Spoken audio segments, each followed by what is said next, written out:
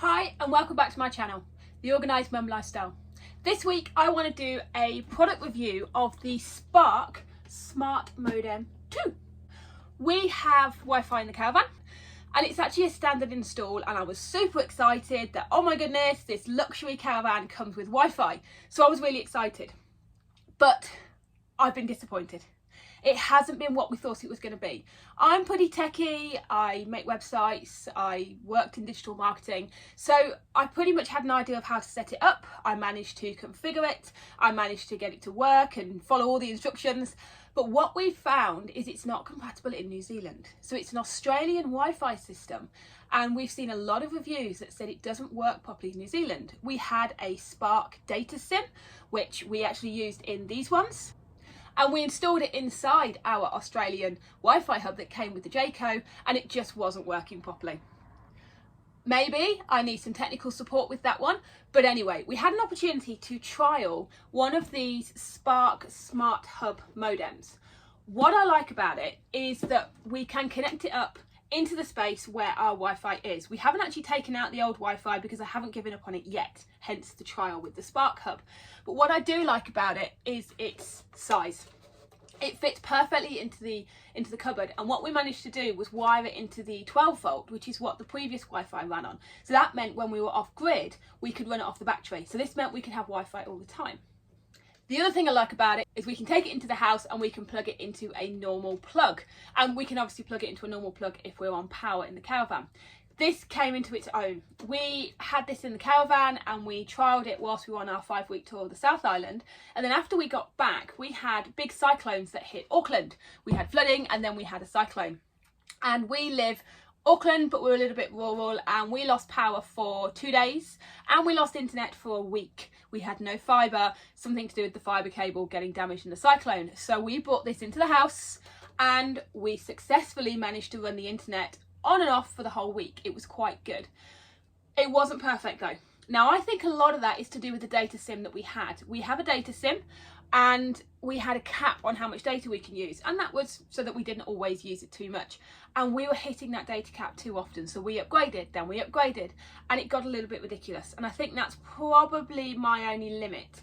I think because we pay for a house Wi-Fi as well with our fibre, and on top of that a data SIM. If this could provide everything and I could move it between my Caravan and the house, perfect. We are still looking for something like that, and maybe it's the data SIM that's a problem and not the box. And I don't think it's anything to do with the box. I think it's more to do with the contract that we have with Spark. So it was really, really easy to set up. It's literally plug and play. It wasn't a case of having to have any technical know-how, and I think that's my frustration with the one that came with the Jayco, is I needed to have the technical know-how to set it up, which I did have, but even then I've hit my limit on what we can achieve and why it's not working. This was so easy, just plug and play, and the benefit of it running off the 12 volt as well.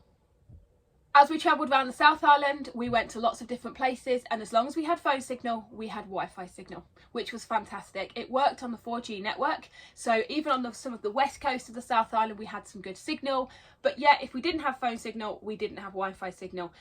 Now, I am happy to accept that, but I do know that 1NZ are working on 100% phone coverage, which would mean there's an opportunity for 100% Wi-Fi coverage. I know that's a major thing that will make a difference, and that's in 2024. The other option is Elon Musk's satellite internet, and that's another area we wanted to look into, but it is fairly expensive to set up.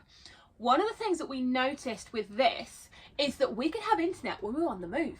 Not that we really needed it because we had our phones, but often we would turn all the power off and we'd find that this was still running because it was running off the battery. And I'd be in the car and go, oh, we're picking up the signal from the smart modem. Now that's one thing that you can't get if you're going to go for satellite internet, because you have to be static and you set up your satellite each time you set up at your place. So I did like this with the fact it was always on. Always on. I've just come into the Caravan now, we're parked up at home, and sometimes we will actually work in here. There's one example where it was 8 o'clock in the morning. I had a job interview for getting a new job, and I came to the Caravan because the kids were getting ready to go to school and daycare, and it was just madness. And I came up to the Caravan and I ran my job interview from here off the smart modem, and sure enough, I got the job. not because I ran it from the Caravan and from the Smart Modem, but because I had the option of somewhere quiet and I sat, similar position to this, and I sat doing my job interview. So for us, this is actually an extension on our house as an area that we can work undisturbed. The other thing I like about this, but we didn't trial, is you can actually have this running off fibre. So if we do take it into the house, you can connect it up to your house fibre. So if you need to use it as a second hub at home for whatever reason, you can. So I do like that fact, but I'm assuming you're needing to pay for a data SIM and a fibre contract. So all that means is just that you have one modem that you move in between. Now we have a modem in the house with a different provider, and the Spark modem in the Caravan on the Spark provider. In conclusion, from our trial, we really like it. We think the hub's fantastic.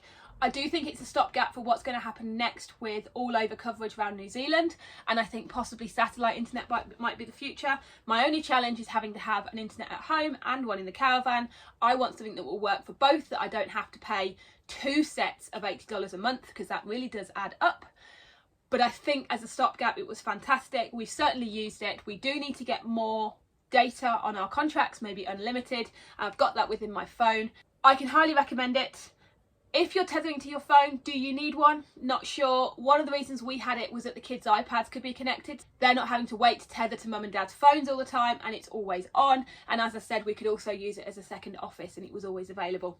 It is more of a convenience item though, and if your phone's working and you're paying for that contract anyway, then that kind of makes more sense as well. Thank you very much for watching. I hope you enjoyed this product review, and I'll see you in my next video.